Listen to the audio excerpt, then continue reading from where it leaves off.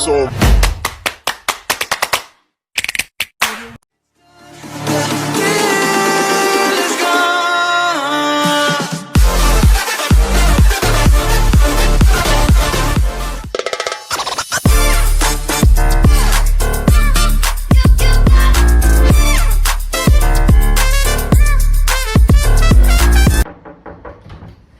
Assalamualaikum, permisi Bu. Waalaikumsalam, silakan masuk Mbak. Iya Bu, Silakan duduk. baik Bu. Permisi ya Bu. Ya. Selamat pagi Mbak, perkenalkan nama saya Nindya Setia Putri, saya ahli gizi di rumah sakit ini. Kalau boleh tahu Mbak namanya siapa? Nama saya Maya Bu. Oh Mbak Maya. Kalau boleh tahu Mbak Maya umurnya berapa sekarang? Saya 19 tahun. Oh iya 19. Berarti masih sekolah ya? Iya Ibu, saya SMA kelas 3. Kalau boleh tahu jumlah anggota keluarga Mbak Maya berapa? Ada 4 Ibu. Oh, Mbak Maya anak terakhir atau anak pertama? Saya kakaknya, saya anak pertama. Oh, jadi punya adik ya? Iya Ibu. Mbak Maya ini asli dari Surakarta? Iya Ibu, saya asli orang Jawa. Sama dong. Kalau boleh tahu, dalam sehari Mbak Maya melakukan aktivitas fisik apa aja? Biasanya dalam sehari itu saya melakukan aktivitas kurang lebih 10 jam Ibu. Jadi biasanya dimulai dengan berangkat sekolah, siap-siap ya Bu. Sebelum berangkat sekolah saya siap-siap itu sekitar jam 6. Jadi selesai aktivitas itu biasanya jam 6 sore. Kemudian saya tidur biasanya itu 4 jam atau lebih. Oke. Kalau seminggu terakhir, apakah Mbak Maya melakukan aktivitas fisik seperti olahraga? Tidak pernah Bu. Apakah Mbak Maya memiliki alergi pada makanan? Ada Ibu, dari kecil itu saya alergi terhadap seafood, telur, sama daging sapi. Oh iya.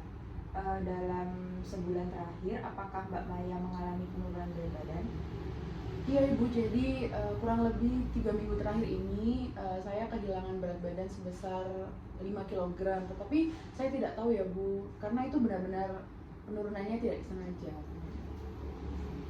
Kalau boleh tahu, untuk makanan pokok, lauk nabati, lauk hewani, apa saja ya yang dikonsumsi dan itu kira-kira berapa frekuensinya? Baik Ibu, jadi biasanya dalam sehari itu saya mengkonsumsi nasi 1 kali dan itu frekuensinya 2 centong.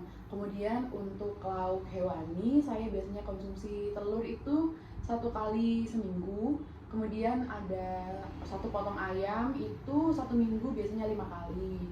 Kemudian untuk lauk nabati saya ada biasanya konsumsi tahu sama tempe itu sebanyak 1-2 potong setiap hari.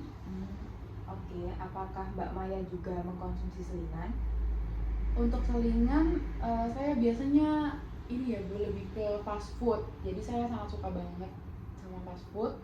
Biasanya saya itu konsumsinya spaghetti, kemudian saya konsumsi juga steak karena saya paling suka steak Bu. Biasanya 1 minggu itu 3 kali. Jadi saya makanya jarang makan makanan rumahan karena ya saya suka fast food gitu. Makanan berat ya yang Iya. dikonsumsi. Kalau sayur dan buah, apakah Mbak Maya juga rutin mengkonsumsi? Saya nggak begitu suka sayur sih Bu, cuman ada 1 sayur yang saya suka itu lotek, tapi saya juga konsumsinya sebulan sekali. Terus untuk buah saya suka banget buah ini Bu, jeruk sankis sama pepaya. Jadi saya setiap hari konsumsi buah-buahan itu. Oh, jadi kalau buah-buahan rutin ya? Iya. Mbak Maya apakah rutin mengkonsumsi air putih setiap hari atau mungkin ada minuman yang lainnya dikonsumsi? Untuk air putih biasanya dalam sehari saya konsumsi sekitar 2 liter Ibu. Kemudian untuk minuman yang lainnya saya suka minum teh botol, biasanya setiap hari 1 botol. Oh, oke. Baik Mbak Maya tadi datang ke sini atas inisiatif sendiri atau saran dari dokter? Jadi saya kan sudah periksa dengan dokter Bu, kemudian juga sudah periksa ke laboratorium. Kata dokter saya direkomendasikan untuk menemui ahli gizi di rumah sakit ini. Apakah ada hasil pemeriksaannya Mbak? Ada Ibu. Ini. Saya cek dulu ya. Iya Ibu. Baik Mbak Maya, setelah saya cek, Mbak Maya ini didiagnosis terkena DHF. DHF itu biasanya kita sering menyebutnya demam berdarah. Eh, Selama terkena penyakit demam berdarah, apakah ada keluhan yang Mbak Maya rasakan? Ada Bu, jadi keluhannya itu biasanya saya sering merasa capek. Kemudian saya ada nyeri di perut, pernah diare juga. Kemudian pusing kepala Bu. Boleh diceritakan Mbak awal mula merasakan keluhan itu bagaimana?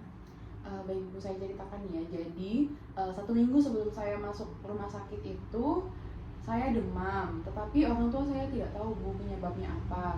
Kemudian 3 hari kemudian saya baru dibawa ke rumah sakit karena saya ada keluhan ini muntah 2 kali, sama saya sempat kejang juga Bu sebelum dibawa ke rumah sakit.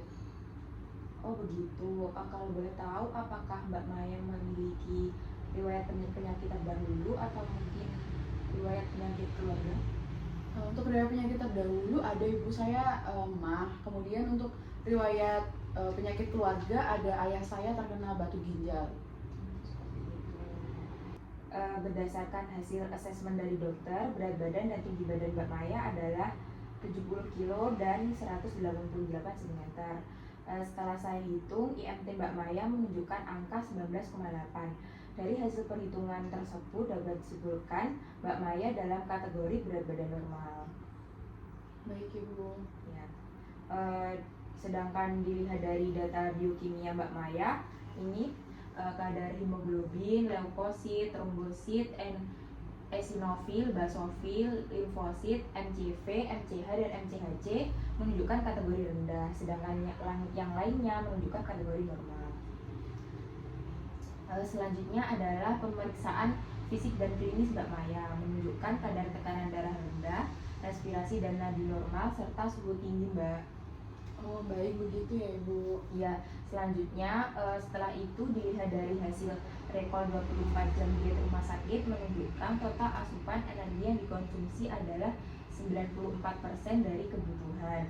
Itu sudah berada pada kategori normal Mbak. Sedangkan 71,4% asupan protein cukup, 70% asupan lemak cukup, dan 117,6% menandakan asupan karbohidrat berlebih. Tapi Bu, apakah dengan presentase asupan segitu masih aman Bu? Masih tergolong aman sih Mbak, tetapi lain kali lebih diperhatikan lagi ya agar kadar karbohidratnya kembali normal. Baik Ibu, untuk selanjutnya saya akan memperhatikan karbohidrat yang saya konsumsi. Baik, selanjutnya saya akan menjelaskan kepada Mbak Maya diagnosa gizi yang berhubungan dengan diagnosa penyakit Mbak Maya. Baik Ibu. Jadi Mbak, diagnosa yang pertama adalah kelebihan asupan karbohidrat berkaitan dengan pemberian asupan enteral dan parenteral yang tidak sesuai dengan kebutuhan Mbak Maya. Hal itu ditandai dengan hasil rekor 24 jam Mbak Maya yang menunjukkan kadar karbohidrat sebesar 117,6%. Selanjutnya yang kedua adalah perubahan nilai laboratorium terkait zat gizi berkaitan dengan hasil pemeriksaan biokimia Mbak Maya yang ditandai dengan rendahnya kadar hemoglobin, leukosit, trombosit, eosinofil, basofil, limfosit, MCV, MCH, dan MCHC. Dan yang ketiga adalah kehilangan berat badan yang tidak diharapkan berkaitan dengan gangguan anoreksia yang ditandai dengan penurunan berat badan Mbak Maya sebesar 5 kg selama waktu 3 minggu. Oh baik, begitu ya Bu. Saya boleh tanya nggak Bu, anoreksia itu apa ya Bu? Jadi gini Mbak, anoreksia itu gangguan makan di mana penderitanya itu terobsesi menjadi kurus Mbak, memiliki rasa takut terhadap kenaikan berat badan. Jadi begitu ya Bu. Apakah Mbak Maya merasa seperti itu? Nggak tahu ya Bu, karena saya juga turun berat badannya itu benar-benar nggak disengaja gitu. Nggak disangka ya, Mbak Maya nggak merencanakan itu. Iya. Oke. Baik, kalau Mbak sudah paham, selanjutnya saya akan menjelaskan intervensi gizi untuk Mbak Maya. Sebelum ke intervensi diet, saya akan melakukan perhitungan kebutuhan energi dan zat gizi Mbak Maya terlebih dahulu ya. Iya Ibu, silakan.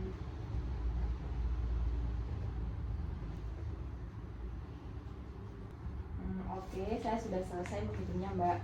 Selanjutnya saya akan jelaskan tentang intervensi diet. Untuk intervensi diet yang pertama, jenis diet yang cocok untuk Mbak Maya itu adalah diet TETP. TETP itu adalah jenis diet tinggi energi, tinggi protein.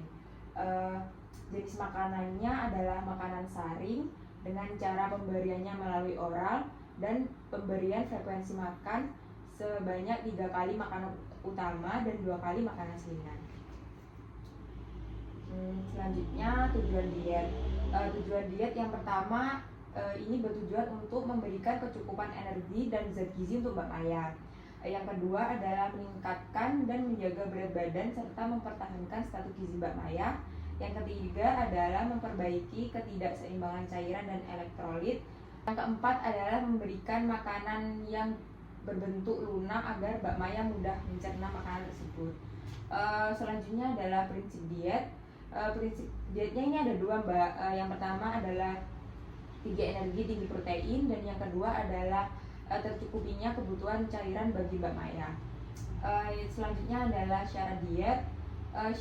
Setelah saya hitung tadi menunjukkan energi yang diberikan sesuai dengan kebutuhan Mbak Maya kurang lebih 2253 kilokalori. Sedangkan kebutuhan protein cukup yaitu sebesar 15% dari kebutuhan energi Mbak Maya, yaitu 84,5%. Selanjutnya adalah kebutuhan karbohidrat yang cukup yaitu 60% dari kebutuhan energi Mbak Maya kurang lebih sebesar 338 gram. Selanjutnya adalah kebutuhan lemak yang cukup yaitu 25% dari kebutuhan energi Mbak Maya kurang lebih 62 gram. Selanjutnya adalah syarat selanjutnya makanan bertekstur cair atau lunak sehingga Mbak Maya mudah mencerna. Yang terakhir adalah memenuhi cairan elektrolit dalam tubuh. Setelah saya memberikan penjelasan tadi, apakah ada yang Mbak Maya tanyakan atau kurang paham? Saya itu kurang tahu, Bu, apa itu jalur pemberian secara oral, boleh dijelaskan? Gini, Mbak, jadi jalur pemberian secara oral itu pemberian lewat mulut. Jadi apapun yang diberikan lewat mulut itu dinamakan pemberian lewat jalur oral. Oh, begitu, berarti jalur oral itu melalui mulut ya, Bu? Iya, Mbak, benar sekali. Selanjutnya yang ingin saya tanyakan, apakah Mbak Maya sudah siap berkomitmen untuk menjalani diet ini? Insya Allah saya bisa sih, Bu, berkomitmen, asalkan ada yang membantu saya untuk menyiapkan makanan-makanan sesuai dengan syarat yang telah Ibu berikan tadi. Saya yakin pasti Mbak Maya berhasil untuk menjalankan diet ini. Apalagi Mbak Maya punya keluarga yang siap mensupport Mbak Maya kapanpun untuk melakukan diet ini dan mempercepat kesembuhan penyakit Mbak Maya. Iya, Ibu, saya akan bersemangat karena berkat dari dukungan keluarga juga dukungan tenaga medis yang sudah membantu saya selama ini. Ya, ini juga salah satu cara untuk mempercepat kesembuhan Mbak Maya agar Mbak Maya bisa sembuh seperti sedia kala dan bisa beraktivitas kembali.